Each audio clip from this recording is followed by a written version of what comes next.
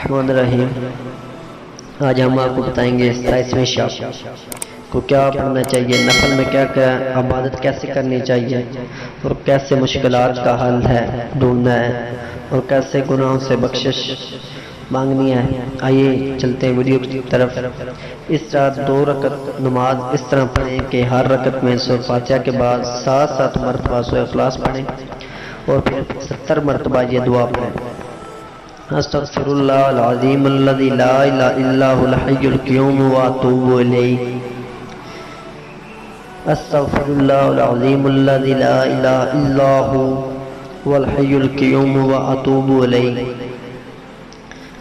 دوبارہ پڑھتے ہیں۔ اس رات 2 رکعت نماز اس طرح پڑھیں کہ ہر رکعت میں سورۃ فاتحہ کے بعد 7 مرتبہ سورۃ اخلاص پڑھیں، 70 مرتبہ یہ دعا پڑھیں: استغفر اللہ العظیم الذی لا الہ الا هو الحی القیوم واتوب الیہ۔ انشاءاللہ اللہ تعالیٰ اس کو اولاد، اس کے والدین کے لیے مغفرت اور اس کے لیے جنت کا راستہ کرے گا۔ جنت کی نعمتوں کو دیکھے بغیر اس کو موت نہ آئے گی۔ یہ دعا پڑھنے سے اولاد رب دیتا ہے اور والدین کی مغفرت فرماتا ہے، اور جنت کو راستہ کرے گا۔ جنت کی نعمتوں کو دیکھے بغیر اس انسان کو موت نہ آئے گی۔ حضرت علی کرم اللہ وجہہ کریم فرماتے ہیں: جو شخص شب قدر میں بعد نماز شام 7 مرتبہ انا انزلنا سورۃ قدر 1 مرتبہ اور سورۃ اخلاص 27 مرتبہ پڑھے گا، گناہوں سے پاک ہو جائے گا اور جنت میں 1000 میل ملیں گے۔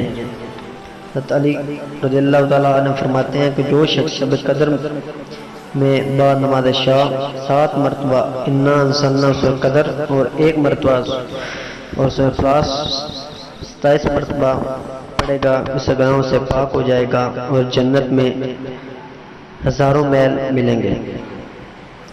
27ویں شب کو سو ملک 7 مرتبہ پڑھنا مغفرت گناہوں کے لیے بہت افضل کی بات ہے۔ 27ویں شب کو سورۃ ملک 7 مرتبہ پڑھنا مغفرت گناہوں کے لیے بہت افضل کی بات ہے۔ 4 رکعت ایک سلام کے ساتھ اس طرح پڑھیں کہ الحمد شریف کے بعد 1 مرتبہ سورۃ تکاثر، الحاکم التکاثر اور سورۃ اخلاص 3 بار پڑھنا۔ اس سے موت کی سختی میں آسانی ہوگی، عذاب قبر اٹھ جائے گا اور جنت میں محل ملیں گے۔ 4 رکعت ایک سلام کے ساتھ اس طرح پڑھیں کہ الحمد شریف کے بعد 1 بار سورۃ تکاثر اور سورۃ اخلاص 3 بار پڑھیں۔